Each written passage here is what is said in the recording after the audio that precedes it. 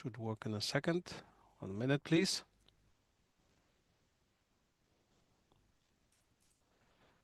And then we can start.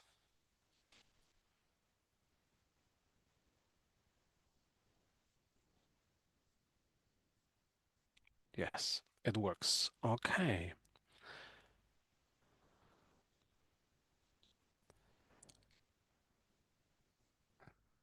There we go. So welcome. Welcome everybody. Welcome everybody. For people who maybe are the very first time, my name is Tomasz Grzegorz Katarzyniec. It's a difficult Polish name. Friends call me Tomek, but I live in Berlin in Germany, and I'm doing history tours, as you can see, and focusing on the history during the Nazi time and mostly on the religious small group, on the persecution of religious small groups. And the one that I'm focusing is about Jehovah's Witnesses. And while I'm researching and so on, there are always coming some new books that I'm interested in. And that's why we will talk today about that book, about the person called, the name is Anni Knipp, and then later Anni Knipp Gustavsson, a courageous young woman and a key enemy of the Nazism. And with this book presentation today, we have the writer Alf Blomqvist with us and the son and co-writer Hans Gunnar Gustafsson. This book presentation is also recorded and also right now live on YouTube. So if you, for example, decide now to switch on also to YouTube, no problem, then you have a bigger screen, whatever. And we plan to do this about 30 minutes, something like that. And afterwards, some people can also ask questions, and we will show you also how to get that book and so on. So let's, yeah, first, before we start, I also want to show you the pictures first of my two guests. Here we go. So that's, here we have the writer. That's Alf Blomqvist, the writer. And here we have also the son and co-writer Hans Gunnar Gustafsson with this book. I read that book, I finished that book 2 days ago. And I really enjoyed that. I have to say, I really, really enjoyed it. And I'm very happy also now to have here with me together these two men. So let's put first, here we have Alf, and here we have hinzufügen, Hans Gunnar.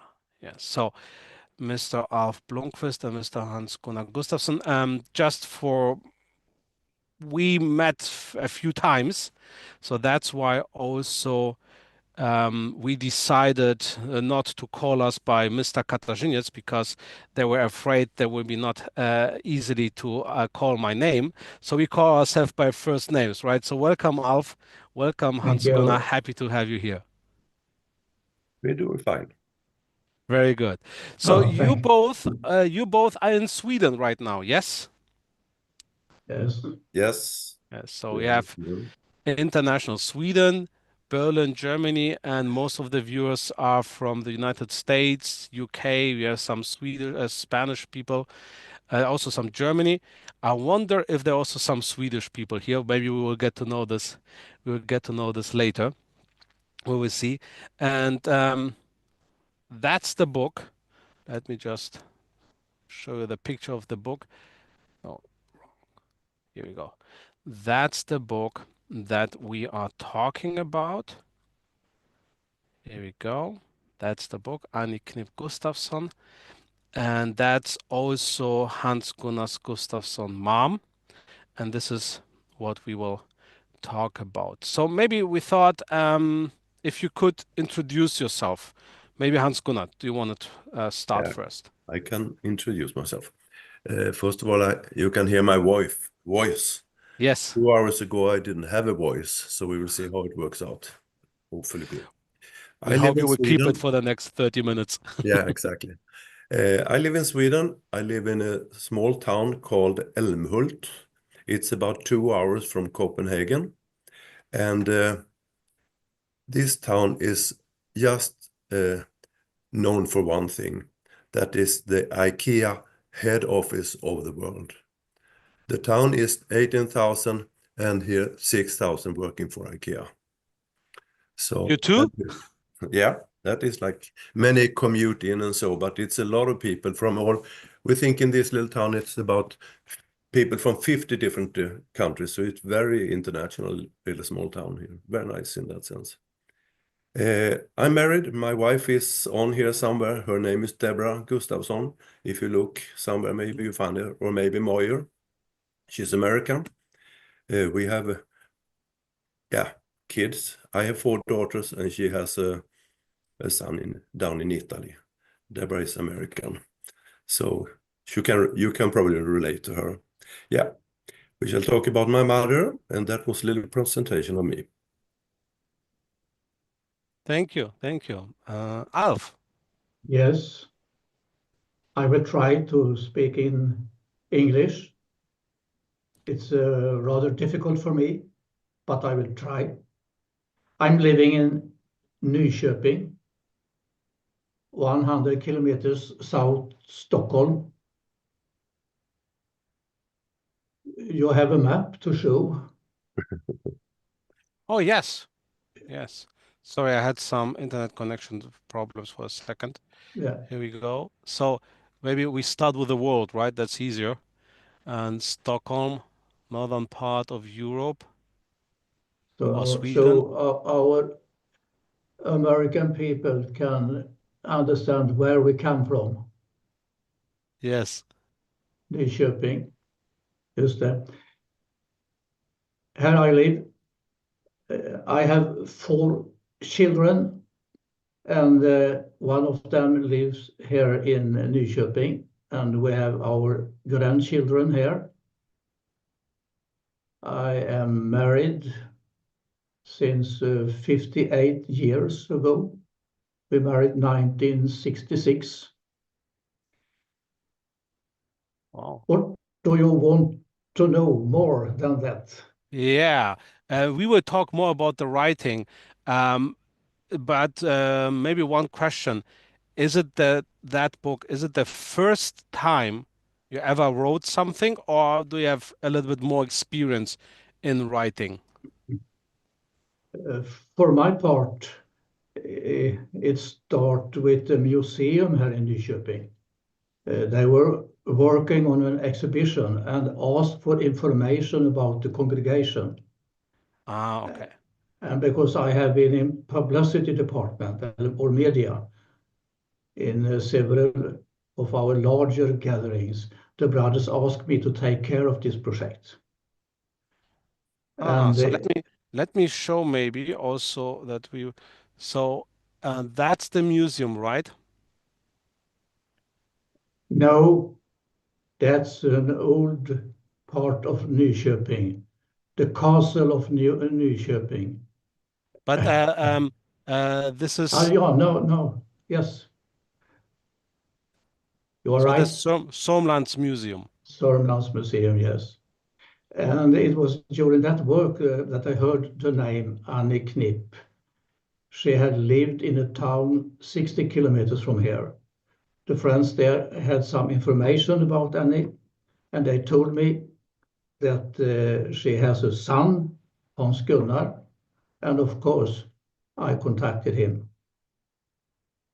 And so it So started. so let also maybe you can show again the map just to show how very close everything is. So here we have Stockholm, right? The capital of Sweden.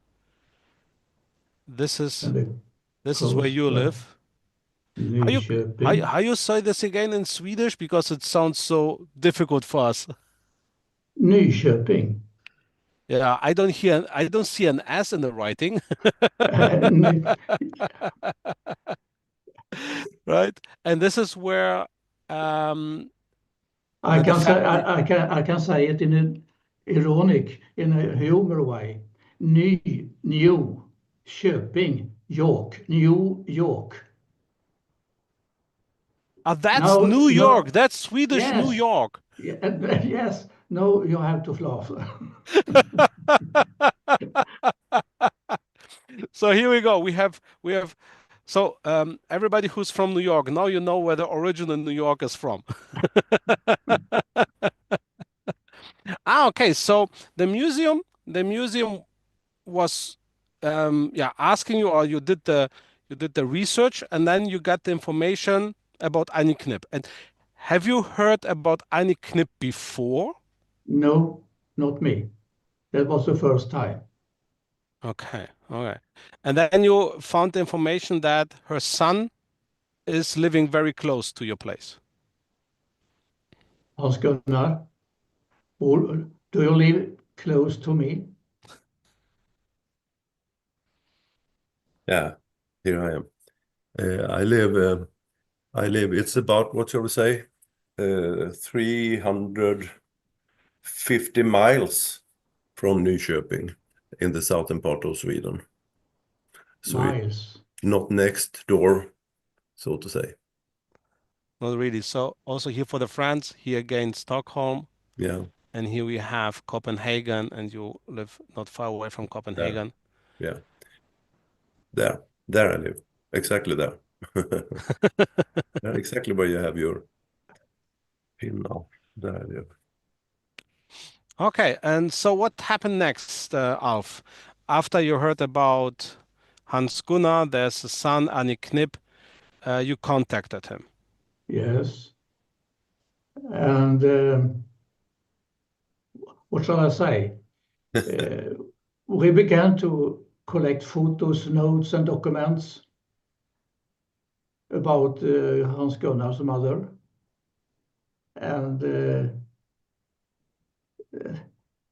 that it would be a book was probably not something none of us thought about in the beginning. So you both did not plan from day one, we want to write a book? No. I think we want to summarize the story and put it in a binder that would become a memory in the family. Eller hur, Hans Gunnar? I should want to go back a couple of steps, because when you heard about my name or about Anni Knipp, then your brother-in-law that lived, let's say, in the middle between us, you called him and asked him if he knew about the story. And he said, we have a friend here that we know that is the daughter of Anni, will be granddaughter of Anni Knipp. Talk to her. So he called my daughter, Andrea, and Andrea immediately said, you shall not talk to me, you shall talk to my father. And then Alf called me. And I was really happy but a little scared when he called, because I said, this is a big project. And I don't know if I shall continue and tell a little about that. Yeah. And,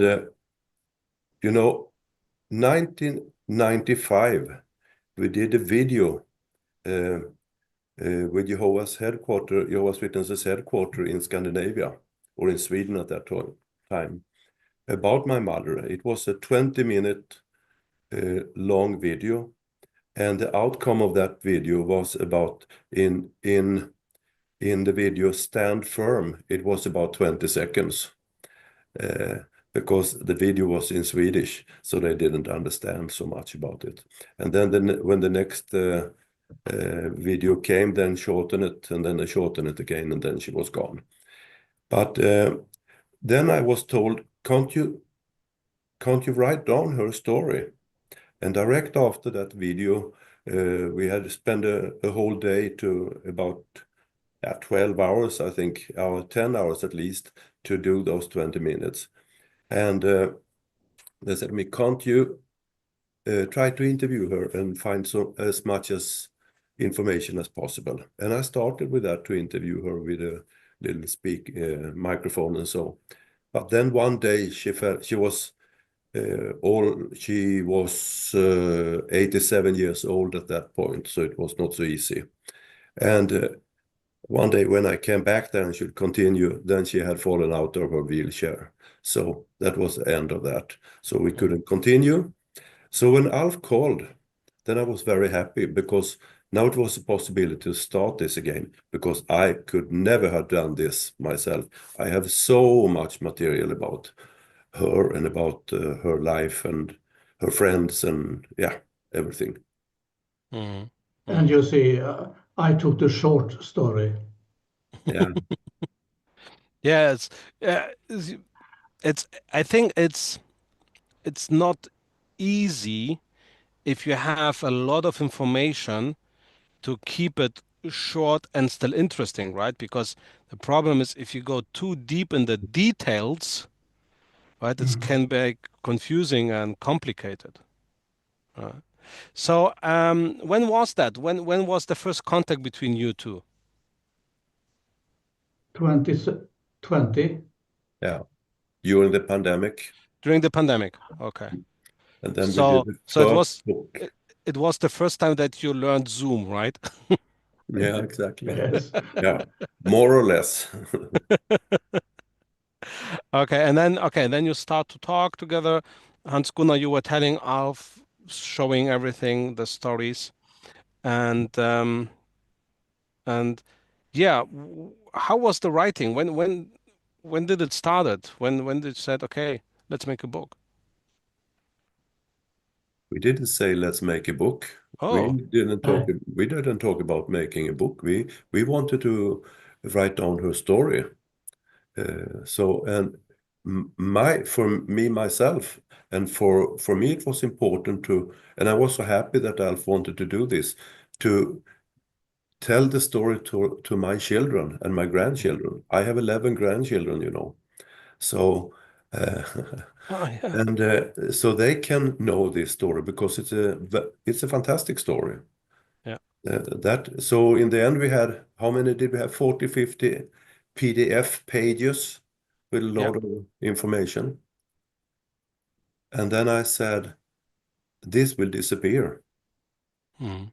and sooner or later. So can't we make a book of it instead? And my son-in-law, I said to him, you have a friend that have a printing company. Can't you talk to him if he can make a book? And he come back to my son-in-law and said, I can't make a book because I just print things. But my wife is an editor, so she took responsibility to put the book together. And so Pernilla Eliasson Ottenfeld, she did all this big work to put together, so became a book. We couldn't done that, Alf for me. Okay, so it was to write the book was also for you both something new. Yeah, for me. Yes, it was. And for me. Yeah. Yeah. It's interesting to hear that, Hans Gunnar, that the first, and I understand this completely, that the first intention of you was, I want to keep that history alive, right? That to tell them later, because that's the problem, right? About history. If it's not written, if it's Mm. just mouth to mouth, Mm.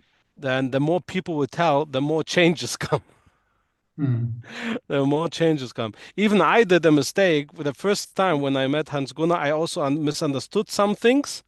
And then later, after I read the book, okay. So if you have something written, then you can tell the truth, right? And also not to change that. Alf, how was it for you to collect everything, to write everything? Was it easy? Listen to Hans Gunnar and Yeah, it was very interesting. I excuse my English. if you want, you can also speak Swedish. Would be nice for us to hear Okej, jag Swedish, tror and vi Hans gör Gunnar så. can translate. Ja, då får amerikanerna höra svenska också då istället. Ja. So Ja. the American can hear Swedish too. Yes. Ja, precis. Men visst var det intressant. Och det var ju nytt för mig detta också. Men jag fick ju mängder med material utav Hans Gunnar. Gave him a lot of a lot of material. You know, I have so much material that you can see in the book later on. And, you know, I had so much, and I sent it over to him, and everything that was written, recorded, everything over to him. And then, Ja. we start to work. Och för varje gång jag skrev någonting som jag tyckte var något läsbart så skickade jag ner det till Hans-Gunnar som kunde kontrollläsa det och höra med sina släktingar och andra bekanta om det var korrekt uppfattat. As soon I had sent over something and he looked into it, wrote it down and saw the way he thought it should be. Then he sent it over to me. I looked into it.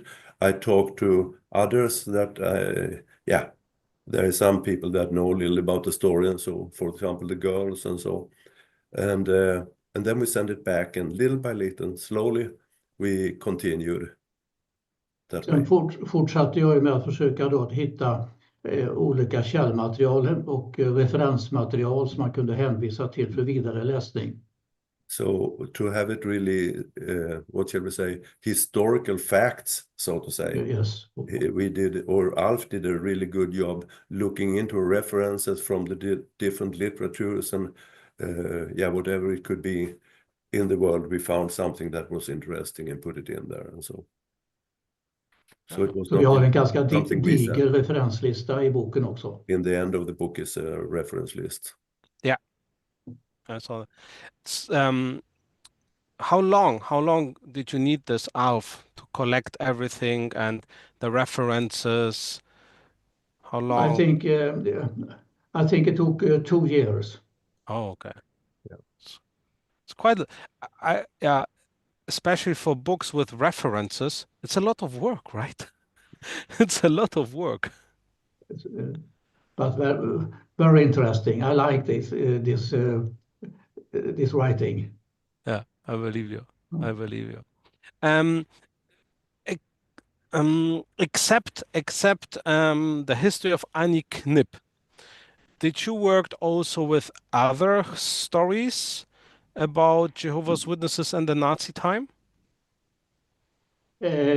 Ja, museet här i Sörmland ville ju ha historier, levnadshistorier. They wanted some life stories about Jehovah's Witnesses, so he looked into different ones and what he could find, and he found one, I know. Och då visade det sig att här i min närmaste omgivning så har jag ju 2 stycken äldre damer. En som är nu 97 år gammal som är uppväxt i Essen. In that area where he lives, there were 2 old ladies that had connection to Germany, and one of them was born in Germany and lived there during the Essen area in Essen. Ja. And she's now 97 years old. Ja. Och hennes berättelse, her story is now in the museum. And another lady come from Estland, Estonia. Yeah. Okay. And her story har jag skrivit ner också. You know, Alf is a very good writer, you know. And because I again had some problems with my internet connection, sorry for that. I think I missed that. Are these stories, these from Essen and Estonia, are they available somewhere or not? Is it in a museum or? You can find them in the museum, in deras bibliotek, i deras forskarsal. You can find them in their library. That is the only place, and Alf have them, I think. Okay, yes, of course. Interesting. There was also one thing, Hans Gunnar, about the book Tell Ye Your Children. Yeah. Right? Maybe many of you have maybe seen this book. This book was produced for an international conference about Holocaust that was held in Sweden in 1998. At the same time, you have it there, even better. At the same time, there was a tour about Holocaust and survivors and what happened for Jehovah's Witnesses all over Sweden. And this book is written by, you can see, Stefan Bruchfeld and Paul A. Levine. And This book was ordered from the Swedish government for this conference. And there was the Swedish Prime Minister, Göran Persson, Tony Blair, Bill Clinton was there, and 1,000 more was there at this conference. And I was in Ravens-brück a couple of months ago, and even the head of education, he was there, he told me. So it was a worldwide conference. Everyone came there. And at that time, I was invited to be interviewed in a university north of Stockholm, an hour, 1.5 hours north of Stockholm. And a man started this. You want me to tell that story, maybe? Yes. A man came up there, and I was sitting together with another man, an old man, at the podium there, and there come up, a man that introduced the afternoon, and he said, "Now I shall tell you a story that is totally unique. Nothing you ever have heard before, because you have heard so many stories from Holocaust, but you have never heard this story." And he talked about this, that it was so unique. And for me, it was little, what are you talking about? And then he said, this story is so unique because the people that we shall talk about today, they could just sign a paper and go out free if they wanted. But nearly no one made this. They stood up for their beliefs and their faith and so. And this is not Jewish people. It is not Roman people. It's not homosexual. It is Jehovah's Witnesses instead. So, and he spoke about 15 minutes about this. And then he said, now I shall give the microphone to the man who should interview those two we have on the podium here. And I shall I have a flight waiting for me that will take me to the Holocaust Museum in Washington, D.C. And there I shall talk about this subject, he said. I didn't know who this man was at that point. I have lectures about in schools and so about my mother's life and the Holocaust and so. And one day when I was doing a little research and prepared, then I found this book, but in Swedish. And in this book on page 99, 92, it says like this. Can I read that? Yes, give me a second. I will show this also Even here. better.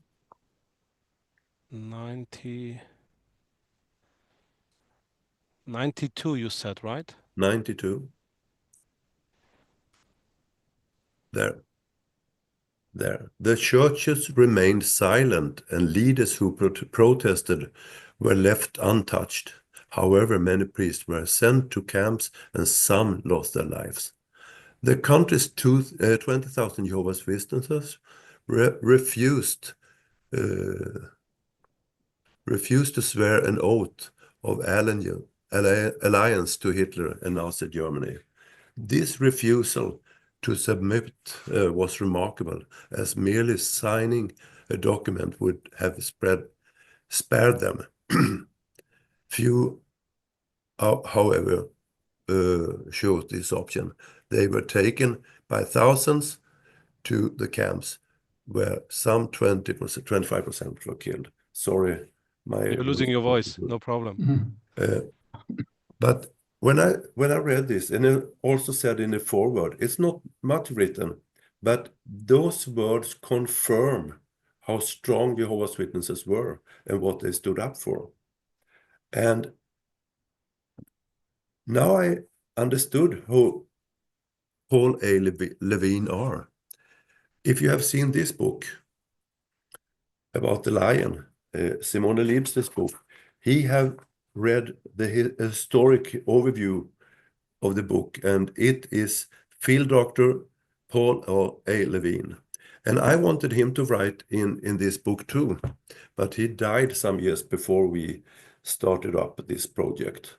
So, but this gives power to my mother's story, that it's not just us saying this, or my mother, or those who are Jehovah's Witnesses. It is world history. It is, yeah. Thank you for that. Let's give you a break with your voice. We Yeah, still thanks. want your voice later. So let's change a little bit. I was thinking, um, let's do this. I show some pictures, okay? And you can have a break. You can have a break at that time. I would like to show some pictures to everybody. So here we go. Let's first show. So that book that Hans Gunnar just showed, I can send you later. It's free downloadable on the website Levande Historia SE. I can send it later. Let me show where your mom's coming from, right? Because that's interesting what I will say now. So, of course, you live now in Sweden, and we will explain also in a minute why you live in Sweden. But your mom, so here's Germany. We have here Germany. This is Berlin. We have here a city called Bremen. Bremen, and not far away from Bremen, about 30 kilometers, is a small city called Hambergen. That's here. Hambergen. And this is where your mom comes from, right? Yeah. And I got some pictures from Mike Albin, who's living there, and he sent me some pictures from there because we'll show this. So that's your parents' home, right? When this is where your mom lived before she was Yeah. taken Yeah. by the Nazis. That was exactly. Exactly this one. More or less every summer I grew up or was there for a couple of weeks, 2-3 weeks every summer since I was 5-6 years. See, that's interesting. And that's this. Wait, I got a better picture. Here it is. So this is how it looks like today, right? Yeah. So that house still exists. Why is this also interesting? What Hans Gunnar just said, um, there are more people interested in the story. So this is in German. This is a newspaper, Osterholzer Kreisblatt, from October 17th, 2024. And we can see here in the back, that's Hans Gunnar and his wife. This is Mike, and this is a journalist from that newspaper. And that's a whole article about Anni Knipp Gustavsson because, wait, I don't want to say a mistake. She will get a stumbling stone or she already get one? No, she will get next year, right? Next year, the 11th of July, they will Yes. put the stumbling stone. Stumbling Yes. stone in 11th of July, right? So I put this already in my calendar. I hope also to come. Yeah. And yeah, I want to try. I want to try to come to be there. Will be very interesting also for me. Here I have also one more newspaper. Where can I wait? No. So, for everybody who don't know what a stumbling stone is, we on YouTube I have also an article we talked about that. Here, that's also another article on the 7th of May 2024 about Anni Knipp talking all the time as Jehovah's Witnesses, which is really, really good. Here we have Mike again. Stumbling Stones is a project of a German artist who has a fantastic idea to create a memorial that is decentral. So not one museum and you have to go to the museum. No, the idea is that they put stones in front of the building in the ground where that person lived when the Nazis took them. And on that stone is written the name and it's written why they were persecuted by the Nazis, when they were born, where they were taken, and that they survived or not. And of course, most of the stones are for Jewish people because that's the biggest group of people persecuted. So that's why it's also so special if every time a stone is made for a person who was persecuted as a Jehovah's Witness. Just for example, in Berlin, we have, in 6 or 9,000. 9,000. 9,000 stones and only 22 for Jehovah's Witnesses, right? Because they were a very, very, very, very small group.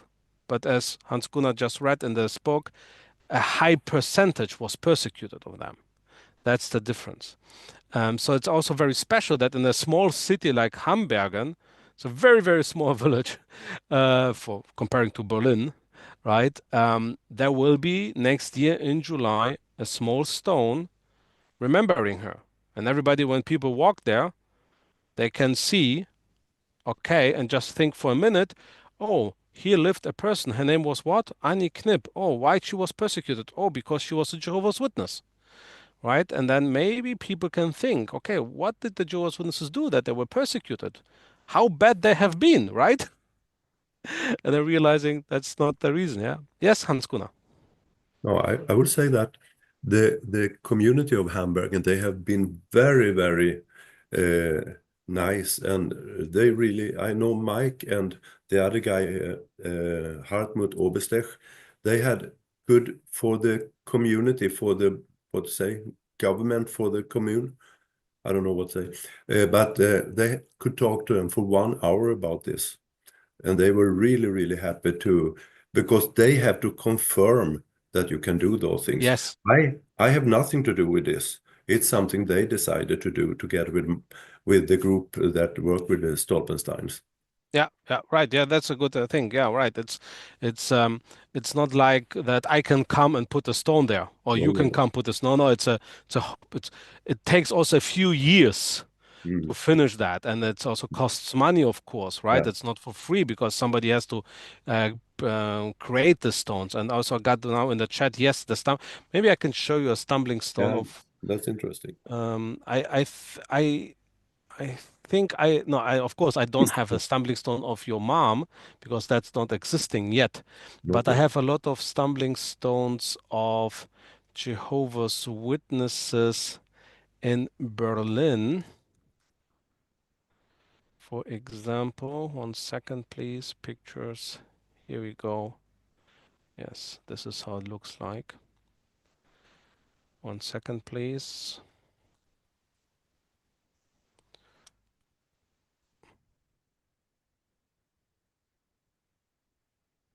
You'll see some things are what we do is very spontaneous. We didn't talk about that before. Um, that's why I need a second to prepare that, just to download it from my. Here we go. Yes, okay. So this is how stumbling stones look like. So that's a stumbling stone here in Berlin. Rudolf Augustin is the name, and so it's in front of a building where he lived, and you can see the stones here in this on the. So now it's cleaned. My wife and I, we walked to all the stones in Berlin and cleaned all of them. We wanted to do this every year. We didn't made it, but maybe we'll start next year again. And then you have also some pictures of the people. So this is how it looked before. You see the difference, right? Mhm. And how it looks now. And that's how all the stones are made. I'm a huge fan of this project. I really liked that project. Definitely. But we can Definitely. also say that there is a lot of stumbling stones in US too, in New York, for example. Really? Yeah, I didn't know that. no, but That's I know. interesting. Oh, could be, yeah. Yeah, there are, um, I think right now, I think right now there are close to 100,000, Yeah, something like that. all Close over to the world. 1,000. Yeah, all In over the world. Sweden, there is just 3 stones, but in other countries, when me and my wife was in Italy now in the fall, and then she took pictures of different stones of whole families that was killed during the Nazis, Italian families that were Jewish and so. And you could read a little about you could see where they lived and little about the stories and so. Yeah, Small children and grown up and so.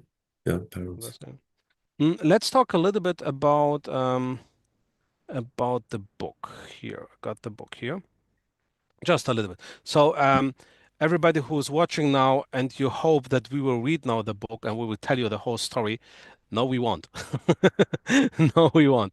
So, of course, we would like to encourage you to buy that book. I will show you in a second where you can buy it. And so that's the book. Also, you have the contact if you want to contact Hans Gunnar or Alf Blomqvist, just in case, is also in that book. And you have, it's a very good story because it's written in a way, you have pictures, a lot of her, right? And it's written the story of Annie and also an overview of the story of Jehovah's Witnesses and the Nazi time, right, Alf? That was what you had to do in the research. Take the question once again. Yeah. So that it's not only Annie's story, it's also a story about all Jehovah's Witnesses in Yes. the Nazi and also explaining the Nazis time. Ja, visst så är det. You are right. Yeah. Yeah. För min del har det ju varit väldigt intressant att få ta del av det här. Och det har varit very interesting to be a part of this and learn to know Annie and her story. Och jag är väldigt både tacksam och glad för att jag har blivit bekant med Hans Gunnar. Vi har haft mycket trevligt ihop under tiden som vi har skrivit den här boken. I will translate this very... Yeah, thank you. He is very grateful that he have learned to know me because I'm so nice. You are? You are? No, but we have had a lot of fun when we worked together. It was quite hard for Alf in the beginning, for it was a little overwhelming for me, the whole project. Can you go back there a little? Yes, I want first show the references, right? So you see all the references, and I think you want to show that, right? Yeah. Right? What is that on the left side? This is two interesting things. On the left, that is a passport. Wait a second, honestly, I make it a little bit I have bigger. that is... Here we go. No. Can you scroll it up a little? Now it's better, right? Yeah, Now it's better, yeah. like that. I have it here in my hand. And this is the passport that took my mother to Sweden. I don't know if you have heard about Dr. Felix Kersten. That was Himmler's second in the Nazis. He was SS, the biggest boss for SS and Gestapo, and he was the one that was the highest responsible for all the concentration camps in Germany. And he, Dr. Kersten, he was a doctor. He was that made massage. And Kersten, he had a stomach problem, and he gave massage, and it helped. Yeah. And they had Himmler. a special. Yeah. Sorry? Yeah. Himmler had a stomach problem. Yeah. Okay. Yeah. And Kersten helped him. Yeah. And they had in the end, they were not friends, but they had respect for each other. And so he could help a lot of people, a lot of Jewish people, but also many of Jehovah's Witnesses. So some of them in the end came to his estate, Gut Tatzewalde. And there they worked and under better conditions that they had in the concentration camp. He asked Himmler for this, if he could have them coming, and he could. In the end, he had an apartment in Stockholm, and he wanted to take his family there in September of 1944. And then he asked a sister if she wanted to go to Stockholm that worked in the family. But this sister, she said no. My mother also worked in the family, and my mother said yes, I want to go. And then to come there, she needed a passport. And this but wait, don't say too much. Okay. That's It's a clue. Sorry, everybody, to stop Hans Gunnar here right now, because that thing with the passport, it's quite interesting. Very interesting. And I want everybody to encourage to buy that book, because It's not a lot to read. It's not expensive, and you can go if you go on Amazon. If you go on Amazon, you can buy that book. So here it's just $4 in the US, and then it's talking about that passport and what's so special about that passport. So I will not allow Hans Gunnar to tell you that now. It's good he stops me because I can talk forever. Yeah, But but I should, that's a very. Can you tell us maybe a little bit about um about Dr. Kersten? yeah, How many Jewish people Dr. Kersten saved? we don't know that really how many, but we know he is, I don't know if you have heard about the white buses. Yes. There is about 20,000 people he saved. And then there is a lot of different things we can tell about this story. And my mother, you can also read about that story in the book. Yes. And I will highlight this. There is he had been treated very bad from the honestly from the Red Cross and from the Swedish government because what he did and helped out in many ways. But he will have his how do you say? It will be a movie about him that will come out next 2026. And it will be, what is his name now? I don't remember now. But some really famous actors will play Dr. Kersten and Himmler. And then they will tell the real story about what he did for humankind. And he was a very nice person. I have met him in person when I was a small child. My mother took me there. And he took my mother to Sweden, he and his wife and children. And that's the interesting thing. So I, of course, also knew the story of Dr. Kersten before. And to be honest, um, I was always saying, yeah, he helped, but he was not really a good guy. But after reading your your book, Alpha and Hans Gunnar, and the story of your mom, and reading her comments on Dr. Cass, because yeah, she knew him, right? Was very interesting. So it made my picture bigger. I understand him now a little bit better. We could say this little his life and story is like Schindler's List, you could say, but in a little different way, of course. But Yes. that is the so big is the story, and it's very, very interesting. And in the book, you can read something very, very special about what my mother discovered, Yes. Right. That's the and thing. it have to do with Dr. Kersten and his people. Yeah. So let's do this again. Let's show again. If you go on Amazon, I think that's the best way, right? On Mm. Amazon, you can get this book on Kindle And or I will say one thing more when you talk about this. We will, of course, have our costs paid, but after that, more or less all the money goes to donate. oh, that's a Yeah. nice information. Mm. Thank you for that. Yeah, that is new for you, Yeah, I didn't but know not that. for us. I didn't know that. Yeah. So yeah, thank you everybody. Thank you, Thank Alf. you. Thank you, Hans. Is there something that I forgot to ask? Or is Nej, there something you want to say? nej, men jag kan väl säga då att Hans-Gunnar får översätta det här, att det är lättare för mig att skriva än att uttrycka mig i tal, Mm. Alfie speciellt said, engelska. yeah, Alfie said it's easier for him to write than talking, to talk. He's better in writing than talking, especially this with English. And I know it's not so. So in me, it's completely different. It's better for me to talk than to write. Yeah, to us. So yes, thank you again. Thank you, everybody. I will also send right now in the chat, the name of the book for everybody who wants to do the research or wants to buy it and so on. So let me now wait. Okay, now send it here.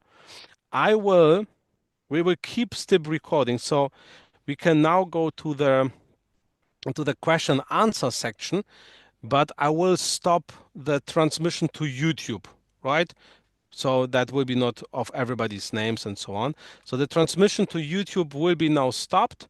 If you want to come and ask questions, please, from every YouTube viewers, please come here and join the